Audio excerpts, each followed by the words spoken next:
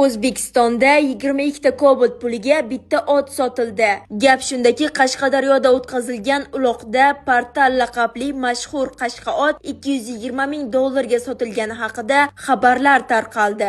Aytishlaricha, bu ot egasiga otasidan meros qolgan bo'lib, u boshqa otlari ko'p bo'lishiga qaramay, aynan shu otini juda qadrlar edi. So'nggi yillarda katta pulga zotdor hayvonlar, ot, qo'y, sigir kabi jonivorlarni sotib olish holatlari sezilarli darajada oshdi. Ba'zi odamlar buni obro' uchun qilsa, boshqalar uni sarmoya yoki musobaqalarda g'olib bo'lish umidi bilan xarid qilmoqda. Bu kabi millionlab dollarga aylanadigan savdolar kundan kunga ko'payayotgani esa jamiyatda turlicha munosabatlar uyg'otmoqda. Xo'sh, sizda shu miqdordagi pul bo'lganda, uni nimaga ishlatgan bo'lar edingiz? Fikrlaringizni izohlarda yozib qoldiring. Ushbu xabarni otlarga qiziqadigan barcha yaqinlaringizga ulashib, videoga like bosishni unutmang. Bizni kuzatishda davom eting, chunki siz bilmagan sara xabarlar hali oldinda.